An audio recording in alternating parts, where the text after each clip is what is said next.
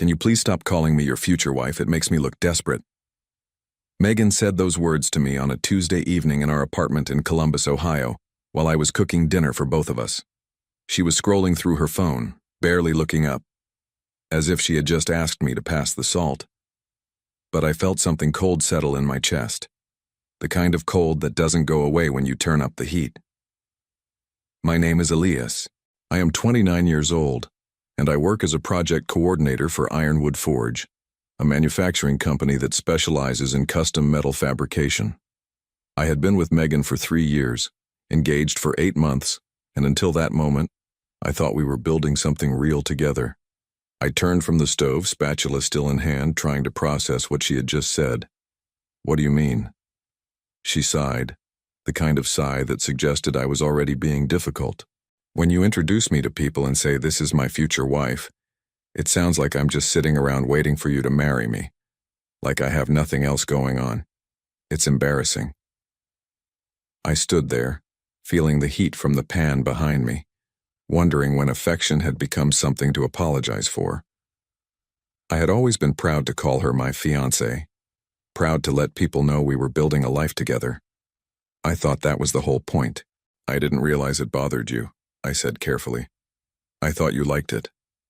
"Well, I don't." She still wasn't looking at me. "Just introduce me by my name. That's enough." I nodded slowly, turning back to the stove. The chicken was starting to brown too much on one side, but I couldn't bring myself to care. Something had shifted in the room. Something that had been shifting for a while now, if I was being honest with myself. The truth was, this wasn't the first time Megan had made me feel like being associated with me was somehow beneath her. There had been small comments over the past few months, little corrections and adjustments that suggested my enthusiasm for our relationship was something to be managed rather than appreciated. But this was different. This was her telling me directly that claiming me in public made her look bad. I finished cooking in silence, plating the food and setting it on the table. Megan sat down without thanking me, already back on her phone.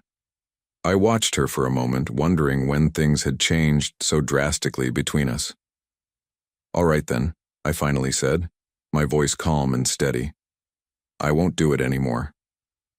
She glanced up briefly, nodded, and went back to her screen. She had no idea what she had just set in motion. That night, after Megan fell asleep, I lay awake staring at the ceiling and thinking about everything I had invested in this relationship.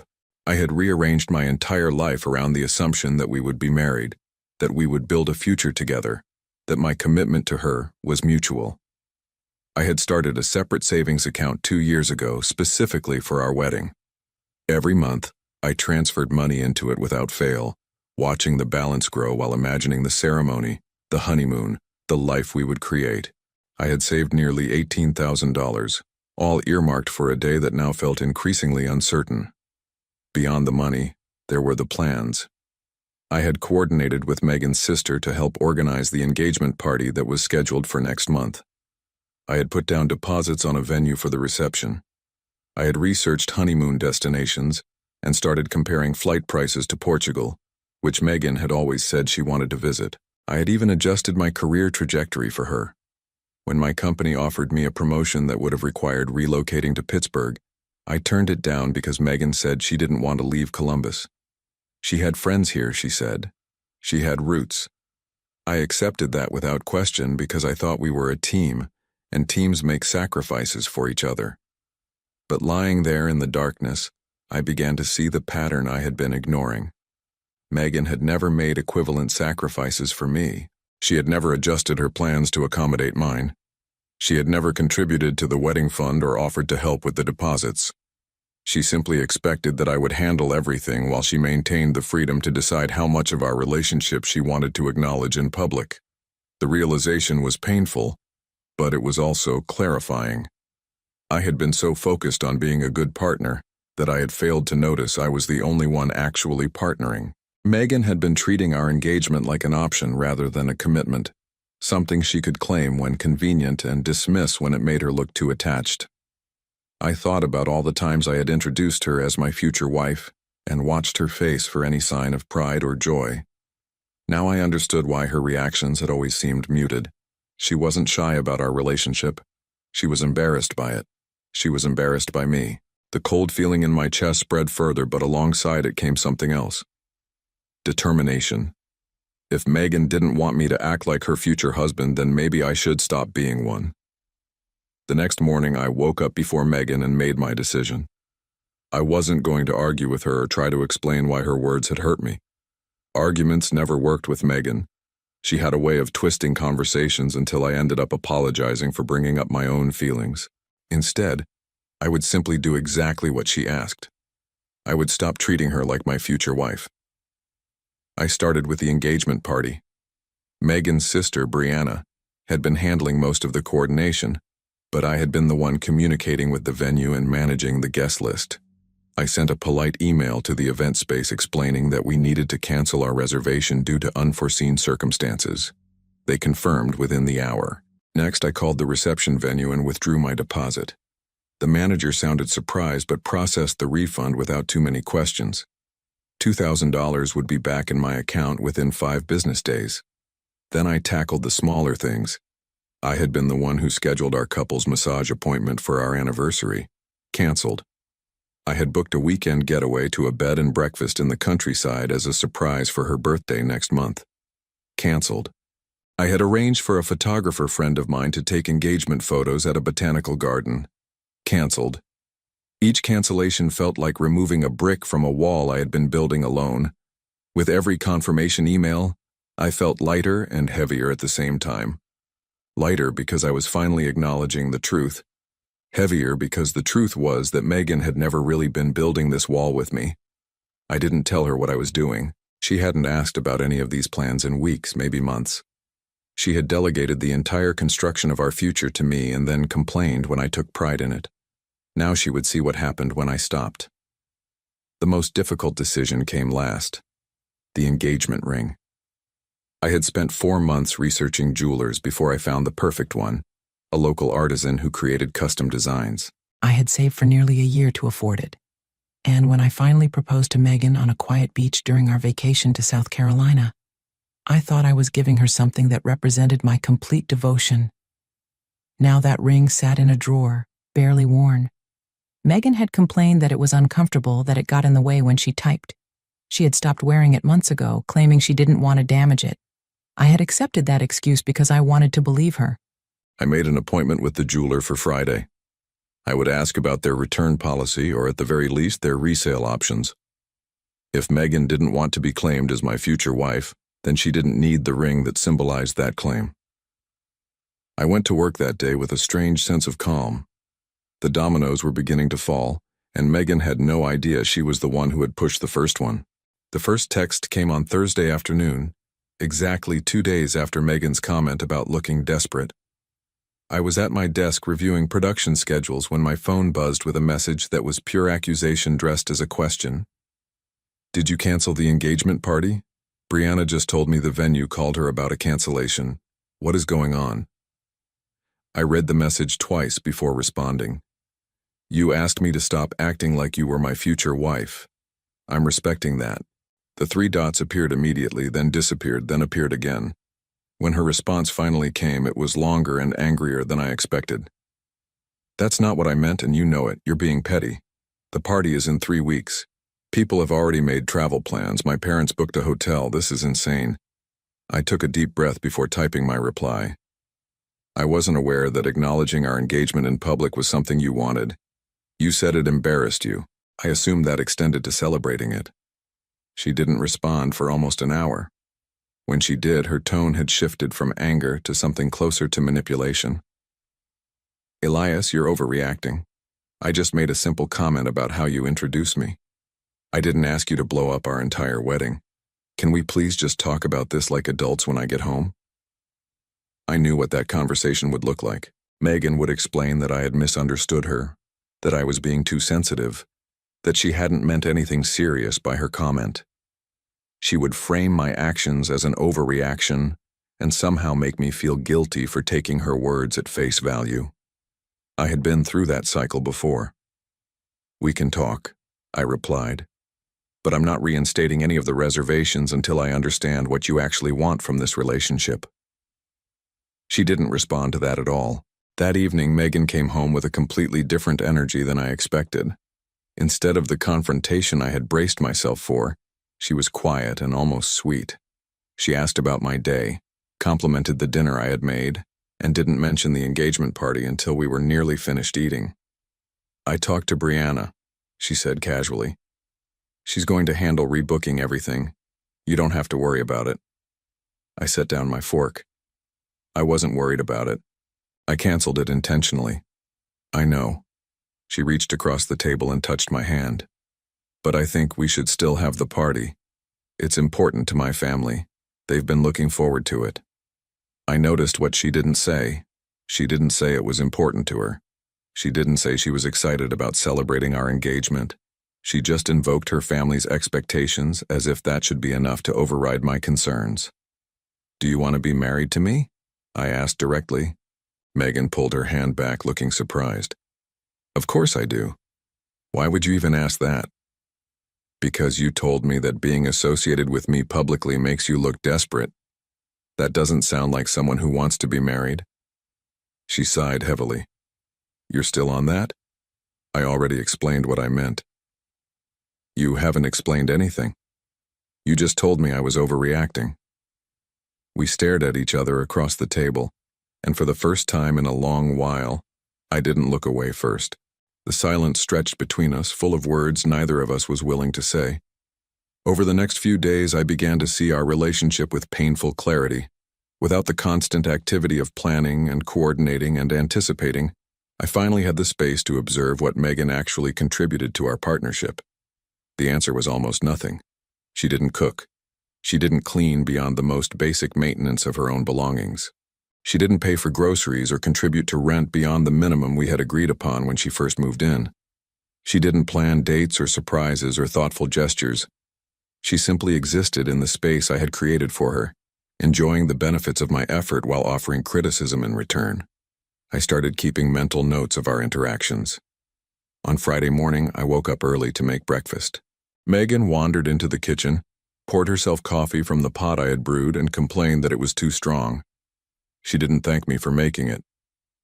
On Saturday afternoon, I suggested we go for a walk in the park near our apartment. She said she was too tired because she had stayed up late watching television. When I went alone, she texted me asking if I could pick up her dry cleaning on the way back. On Sunday evening, her friends came over for dinner. I cooked for everyone, served the meal, and cleaned up afterward while Megan sat with her guests and barely acknowledged my presence. When her friend Kayla complimented the food, Megan said, "Yeah, he's useful like that," and laughed. Everyone laughed except me. Useful. That word stuck with me long after her friends left. Is that how she saw me? Not as a partner or a companion or the love of her life, but as someone who was useful? Someone who handled the logistics of existence so she didn't have to? I thought about the promotion I had turned down. I thought about the $18,000 in the wedding fund. I thought about every sacrifice I had made under the assumption that Megan was making equivalent sacrifices somewhere, somehow. But she wasn't. She was just accepting my devotion as her due while keeping one foot out the door in case something better came along. The engagement ring sat in its box in my dresser drawer, untouched by Megan for months. I had been so hurt when she stopped wearing it, but now I realized it was actually the most honest thing she had ever done. She had shown me exactly how much she valued my commitment. I just hadn't wanted to see it. On Monday morning, I went to the jeweler before work. The woman behind the counter remembered me, remembered how excited I had been when I picked up the custom ring. I explained my situation as briefly as possible, and she nodded with understanding that suggested she had heard similar stories before. "We don't typically do refunds on custom pieces," she said gently. "But given the circumstances, I can offer you store credit or a buyback at 70% of the original purchase price." 70%. I had spent nearly $8,000 on that ring. A buyback would return just over $5,000. It felt like a loss, but then again, so did everything else about this relationship. "I'll take the buyback," I said, "and I'd like a receipt showing the refund." She printed the slip without question. I tucked it into my wallet, already knowing exactly where I would put it. The ring box sat in my dresser for 2 more days while I prepared for what came next. I had already canceled every plan I was responsible for. The engagement party, the venue deposit, the honeymoon research, the anniversary massage, the birthday getaway, the engagement photos. All of it was gone, dissolved as easily as it had been created because Megan had never participated in creating any of it. What remained was the symbol, the ring that represented a promise she had never intended to keep. I needed her to understand that my withdrawal wasn't petty revenge. It was the logical conclusion of her own stated preferences. I placed the refund slip inside the ring box where the ring had once been. The velvet interior looked almost accusatory without the diamond that had once occupied it. I left the box slightly open on the kitchen counter, positioned where she would see it when she came looking for me. Megan and I had a standing lunch date on Wednesdays. She worked at a real estate agency about 15 minutes from my office, and we usually met at a restaurant halfway between. It had been her idea originally, back when she still seemed interested in spending time with me. Now I suspected it was more about maintaining appearances than actual connection. I arrived at the restaurant first and took a seat at our usual table. The ring box was in my jacket pocket, waiting for the right moment. I ordered water and checked my phone, feeling surprisingly calm for someone about to end a 3-year relationship. Megan arrived 7 minutes late, which was typical. She slid into the booth across from me with barely a greeting, already looking at the menu even though we had eaten here dozens of times. "I'm starving," she announced. "Work has been insane this week." I nodded but didn't respond. She didn't notice my silence, too absorbed in deciding between the salmon and the chicken. When the server came, she ordered without asking what I wanted, then launched into a story about a difficult client who had wasted her entire morning. I let her talk. I had spent 3 years listening to her stories, her complaints, her observations about people and things that didn't really affect either of us. Now I listened with the detachment of someone who was already gone.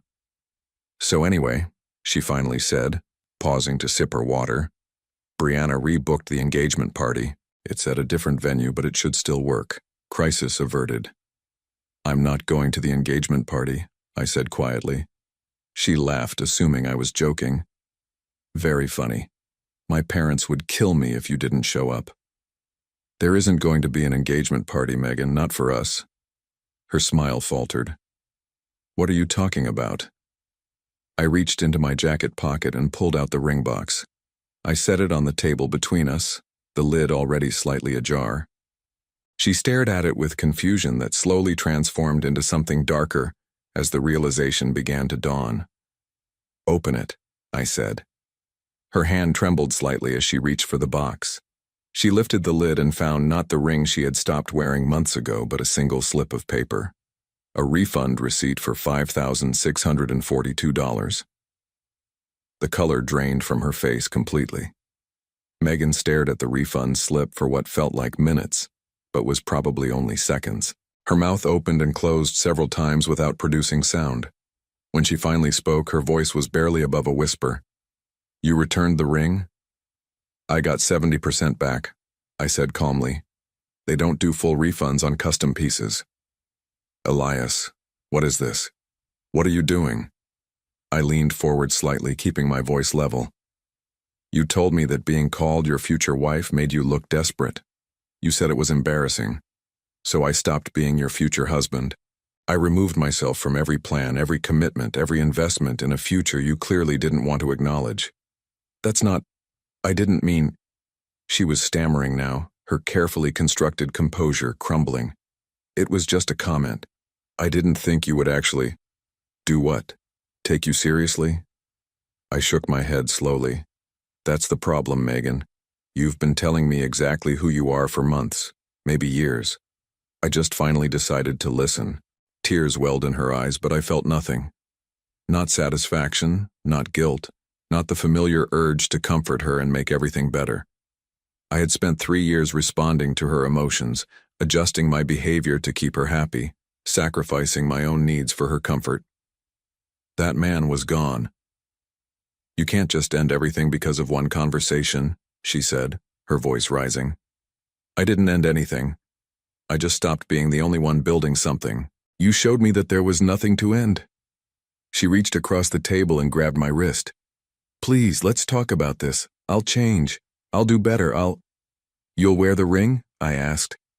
There is no ring anymore, Megan. I sold it back. I pulled my arm free from her grip and stood up from the table. The other diners were pretending not to watch, but I could feel their curious glances. For once, I didn't care about making a scene. I had spent too long caring about what everyone else thought. Where are you going? Megan demanded, her voice cracking. Home. To pack your things. I'd like them out by this weekend. You can't do this to me. We've been together for 3 years. You proposed to me. And you spent the last 8 months showing me exactly how much that proposal meant to you. I looked at her directly, forcing myself to remember this moment clearly. It meant so little that you couldn't even wear the ring. It meant so little that you couldn't introduce me as your fiancé without feeling embarrassed. It meant so little that you let me plan our entire future alone, while you criticized me for being too attached. She was crying openly now, tears streaming down her face in a way that would have broken me a week ago. But something had shifted inside me. I had finally understood that her tears were not about losing me. They were about losing what I provided, the stability, the effort, the endless accommodation of her needs. I dropped enough cash on the table to cover both our meals and turned toward the door. Behind me, I heard Megan calling my name, her voice desperate in a way she had accused me of making her seem. The irony wasn't lost on me.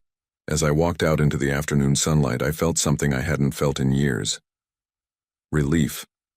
Pure, uncomplicated relief. I had spent so long fighting for a future with someone who was ashamed to claim me. Now I could finally stop fighting. The ring was gone, the plans were canceled, and the woman who had called my devotion embarrassing was sitting alone in a restaurant with nothing but a refund slip to show for 3 years of my life. I was starting over with less than I had before, but somehow I had never felt richer.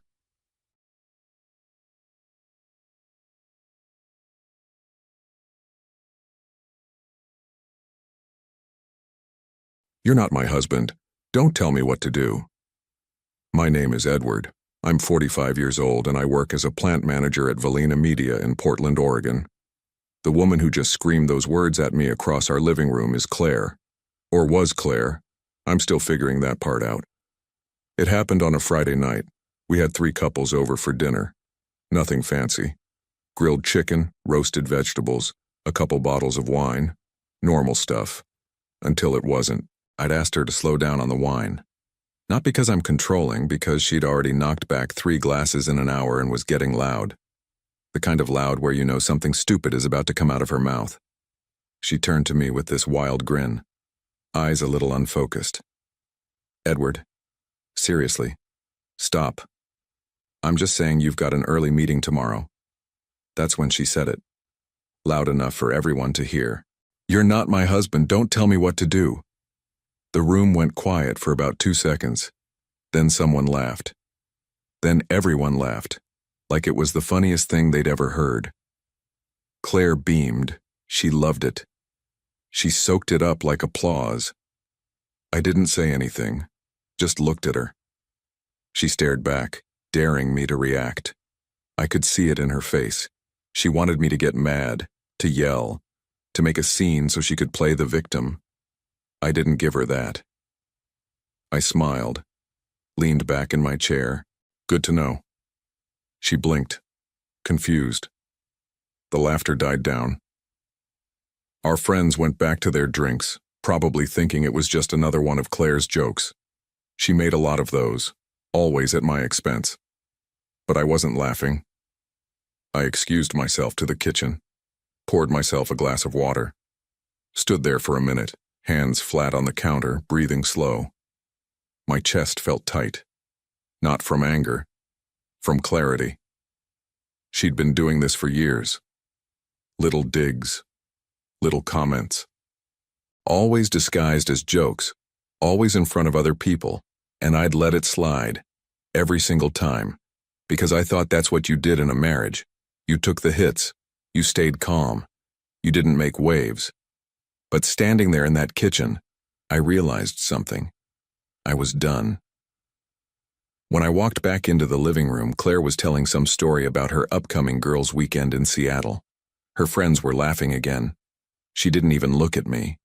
I sat down, smiled, nodded when appropriate, and I started planning. It wasn't the first time she'd pulled something like that. 3 months earlier, we'd been at a barbecue at her brother's place. I'd mentioned that we needed to stick to a budget because we were saving for a new roof. Claire rolled her eyes and said, "Edward thinks he's my dad." Everyone laughed. Before that, it was at a dinner party. I'd reminded her we had an early flight the next morning. She waved me off. "Relax, Edward. You're not the boss of me." More laughter. And before that, it was at our anniversary dinner. I'd suggested we split a dessert because we'd both eaten a lot. She looked at the waiter and said, "He's on a diet. I'm not." The waiter smiled awkwardly. I paid the bill in silence. It was always like that.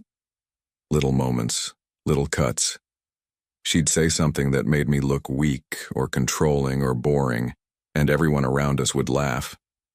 And I'd sit there and take it, because that's what I thought love was: patience, sacrifice, letting things go. But I'd started noticing something else. She never did it when we were alone. At home, she expected me to handle everything: the bills, the repairs, the groceries, the planning.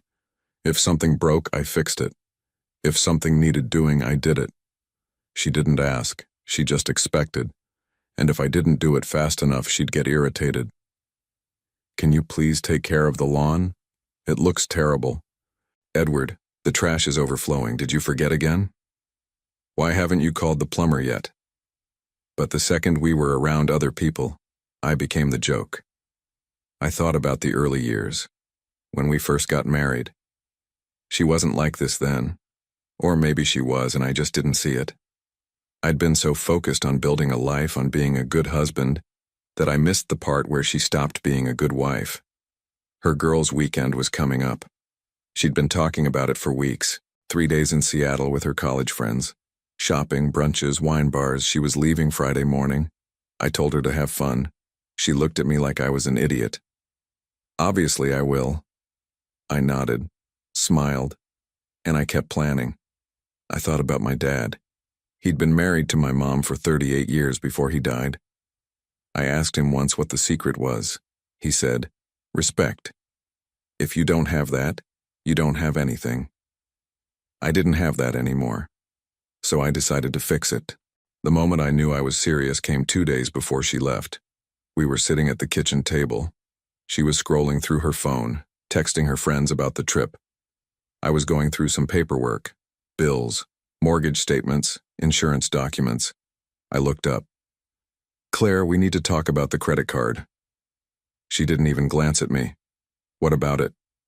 "You've spent over $2,000 this month." She shrugged. So we agreed on a budget. Now she looked up. Annoyed. "Edward, I'm not a child. I can spend money if I want to. It's our money." She laughed. Actually laughed. "Right. Our money. The money you make. Is that what this is about?" I didn't answer. She stood up, grabbed her phone. "You know what? I'm going to my sister's. I don't need this right now." She walked out, didn't say goodbye, didn't say when she'd be back. I sat there for a while. Then I pulled out my laptop. I started making calls. First, I called a locksmith, scheduled him to come by on Saturday morning, early. Then I called my lawyer, left a message, said I needed to talk about a separation, possibly a divorce. Then I logged into our joint bank account, transferred half of it into a new account under my name. Just half. Nothing more. Nothing that could be questioned. I wasn't trying to screw her over. I was protecting myself. She came back that night around 11. Didn't say anything, just went straight to bed. I stayed up, kept planning. Friday morning, she left for Seattle, packed a bag, kissed me on the cheek like it was all normal. "See you Sunday night." I nodded. "Have fun." She drove off. I waited until her car turned the corner. Then I got to work. I started in the bedroom, pulled out suitcases, started folding her clothes, not throwing them, folding them, neatly, because I wasn't angry. I was just done. I packed everything, her shoes, her jewelry, her makeup, her books, everything. I carried it all out to the front lawn, set it down carefully, organized it so nothing would get damaged. Then I called the locksmith. He showed up at 10, changed every lock in the house. Front door, back door, side door, garage. I handed him cash. He didn't ask questions. By noon, it was done. I stood in the living room, looked around. It felt different, lighter. I texted our neighbor, Diane. She was retired, always outside gardening, always knew everything that happened on the block. I told her Claire and I were separated, that she'd be coming by to pick up her things. Diane texted back immediately. "Oh my God, Edward. I'm so sorry. Let me know if you need anything." I didn't need anything. I just needed this to be over. Sunday evening, 6:30. I was sitting in the living room. Lights on, television off, just waiting. I heard her car pull into the driveway. I heard the door slam. I heard her footsteps on the walkway. Then I heard her key in the lock. It didn't turn. She tried again, jiggled it, pulled it out, looked at it, put it back in. Still didn't turn. I heard her knock, hard. "Edward, Edward, open the door." I didn't move. She knocked again, louder. "Edward, I know you're in there. Open the door." I stood up, walked to the window, pulled the curtain back just enough to see her. She looked pissed. She saw me. Her eyes went wide. "What the hell is going on? Why isn't my key working?" I didn't say anything. Just looked at her. She pounded on the door. "Edward, this isn't funny. Open the door." I let the curtain fall back, walked away. She started yelling. "This is my house. You can't lock me out of my own house." I sat back down on the couch. Her voice got louder, more desperate. "Edward, I swear to God, if you don't open this door right now." I heard Diane's voice. She must have come outside. "Claire, what's wrong?" "He changed the locks. He locked me out." Diane's voice was calm, measured. "Oh, yeah, he told me." Silence. Then Claire again. Confused. "What do you mean he told you?" "He said you two were separated, that you'd be coming by to pick up your things." Another pause. "What things?" "The things on the lawn." I heard Claire's footsteps, fast, angry. Then I heard her scream. I walked back to the window, looked out. She was standing in the front yard, staring at the pile of suitcases and boxes. Her face was red, her hands were shaking. She turned back to the house, saw me in the window. "You son of a—" She ran to the door, started pounding on it with both fists. "Edward! Edward, you open this door right now, right now!" I crossed my arms, watched her. She kept pounding, kept screaming. Diane stepped closer, hesitant. "Claire, maybe you should calm down." "Calm down?" "He locked me out of my own house." "It's his house, too." Claire spun around. "What?" Diane looked uncomfortable. "I'm just saying. You two are married. He has every right to." "We're not married. I told him that. I told everyone that." Diane blinked. "I'm sorry, what?" Claire's face twisted, realizing what she'd just said. I almost laughed.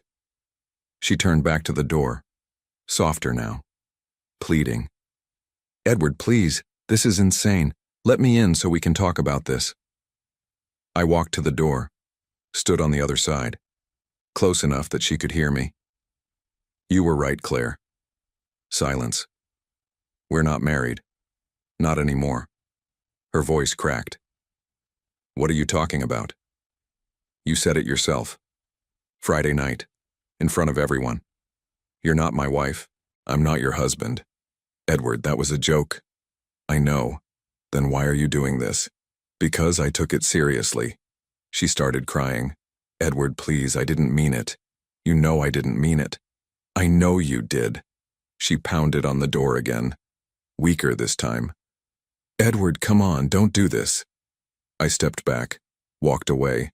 She kept crying, kept begging. I turned the television on. She stayed outside for almost an hour. At first she yelled, threatened to call the police, threatened to break a window, threatened to sue me. Then she cried, begged, said she was sorry, said she loved me, said she'd do better. Then she got quiet. I didn't move from the couch. Eventually I heard her phone ring. She answered it. Her voice was shaky. Hey, no, I'm fine. Can you come get me? A pause. Because Edward locked me out. Another pause. No, I'm serious. He changed the locks. My stuff is on the lawn. I heard her walk away. Probably didn't want Diane to hear the rest. 10 minutes later, headlights pulled into the driveway. Her sister, probably. Or one of her friends. I heard muffled voices. Heard car doors open and close. Heard them loading her things. Then the car drove away. The house was silent. I sat there for a while, just breathing. Then I got up, walked to the kitchen, made myself a sandwich, ate it standing at the counter. It was the first meal I'd had in days that didn't make me feel sick. I thought about what she'd said, that it was a joke, that she didn't mean it. But she did mean it. Maybe not the exact words, but the sentiment behind them. She'd been saying it for years in 100 different ways, that I wasn't enough, that I was boring, that I was controlling, that I was a burden. And I'd let her, because I thought that's what marriage was. Compromise, patience, endurance. But I'd been compromising alone, being patient alone, enduring alone. She'd been taking, and taking, and taking. And now I was done giving. I thought about my mom. She'd been the same way with my dad, always cutting him down in front of other people, always making him the joke, always expecting him to just take it. He did, for 38 years. And when he died, I remember thinking, he deserved better. I wasn't going to die thinking I deserved better. I was going to live knowing I demanded better. I finished my sandwich, washed the plate, went to bed, slept better than I had in months. The next morning, Claire called. I didn't answer. She called again. I didn't answer. She sent a text. We need to talk. I didn't reply. She called again, left a voicemail. Edward, I know you're mad, but we need to talk about this like adults. Please call me back. I deleted it. She called my work. My secretary said I was in a meeting. She showed up at the house, rang the doorbell, knocked, shouted through the door. I stayed in the back room, didn't make a sound. She left. She called her brother. He called me. I didn't answer. She called her dad. He called me. I answered. Edward, what the hell is going on? Claire and I are separated. She said you locked her out. I did. You can't do that. I did. Edward, this is ridiculous. You two need to sit down and talk. No, we don't. Edward. She told me we weren't married. I believed her. Silence. She was joking. She wasn't. Edward, come on. Tell her to have her lawyer contact mine. I hung up. He didn't call back. That night, I got a text from Claire. I'm filing for divorce, I replied. Good. She didn't text again. A week later, I got a call from my lawyer. Edward, I got the paperwork. She's filing. I know. She's asking for the house. I laughed. She can ask. She says it's her house too. It's in my name. But you're married. It's considered joint property. Not anymore. Edward, it doesn't work like that. Then fight it. He sighed. Okay. But this is going to get messy. Let it. He paused. You sure about this? I've never been more sure about anything in my life. He hung up.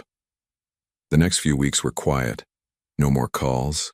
No more texts. Just lawyers sending letters back and forth. I went to work, came home, cooked dinner, watched television, went to bed. It was peaceful. I ran into Diane one afternoon. She was pulling weeds in her front yard. "Hey, Edward." "Hey." She stood up, wiped her hands on her jeans. "How are you holding up?" "I'm good." She nodded. Didn't say anything for a moment. Then, "Claire came by a few days ago." I looked at her. "She wanted to know if I'd talk to you, convince you to let her back in." "What did you say?" "I said I wasn't getting involved." I smiled. "Thanks." She smiled back. "For what it's worth, I think you did the right thing." I didn't say anything. She turned back to her garden. "She used to talk about you, you know, when you weren't around." I froze. What did she say? Diane hesitated, then shrugged. "Nothing good?" I nodded. "Yeah, I figured." She looked back at me. "You deserve better, Edward." I nodded again. "I know." I went back inside. A month later, I got another call from my lawyer. "She's dropping the claim on the house." "Why?" "Her lawyer probably told her she didn't have a case. The house was yours before the marriage. You made all the payments. She has no legal claim." "Good." "She's asking for spousal support." "Of course she is. We can fight it, but it might be easier to just offer a settlement." "How much?" $10,000. One-time payment." I thought about it. "Deal." "You sure?" "Yeah, I just want this over." "Okay. I'll draw up the papers." 2 weeks later, it was done. I signed the divorce papers in my lawyer's office, didn't feel anything, just relief. I drove home, pulled into the driveway, sat there for a minute. Then I got out, walked inside. The house was quiet, empty, mine. I walked through each room, looked at the space she used to fill, and I didn't miss her. Not even a little. I thought about that night, the dinner party, her standing there laughing, telling everyone I wasn't her husband. I thought about the look on her face when she realized I'd actually done something about it. I thought about the neighbor telling her, "Your ex-husband said," and I smiled, because I'd fixed it. 3 months later, I ran into one of Claire's friends at the grocery store. She saw me, looked uncomfortable, tried to walk past without saying anything. I stopped her. "Hey, Jessica?" She turned, forced a smile. "Hey, Edward? How's Claire doing?" She blinked. She's okay, I think." "Good." Awkward silence. Then Jessica looked at me, really looked at me. "Can I ask you something?" "Sure." "Why'd you do it? Lock her out like that?" I looked at her. "Did she tell you what she said that night?" Jessica nodded. "She said it was a joke." "It wasn't." Jessica frowned. "Edward, she didn't mean—" "She did." Jessica opened her mouth, closed it, looked away. I kept going. "She spent years making me the joke. In front of you, in front of everyone. And I let her. Because I thought that's what you did. You let things go. You stayed calm. You kept the peace." Jessica didn't say anything. "But I was done being the joke." She looked at me, sad. "She misses you." "No, she doesn't. She misses the house, the stability, the safety net. She doesn't miss me." Jessica didn't argue. I picked up my groceries. "Tell her I said hi." I walked away. 2 weeks later, I heard through Diane that Claire had moved in with her sister, that she was working part-time at a retail store, that she was struggling. I didn't feel bad. I felt free. Because the woman who'd told everyone I wasn't her husband had finally learned what it was like to not have one. And the neighbor who'd told her, "Your ex-husband said," had delivered the message I couldn't. That I was done, that I was gone, that I was never coming back. 6 months after the divorce, I sold the house. Didn't need it anymore. Too big. Too many memories. I bought a smaller place across town, 2 bedrooms, a yard, quiet street, I moved in on a Saturday, spent the day unpacking boxes, setting up furniture, making it mine. That night I sat on the back porch with a beer, looked out at the yard, listened to the silence, and I realized something. I was happy. Not the kind of happy you fake for other people. Not the kind of happy you convince yourself you feel because you're supposed to. Real happy. The kind where you wake up and don't dread the day. The kind where you go to bed and don't replay every mistake you made.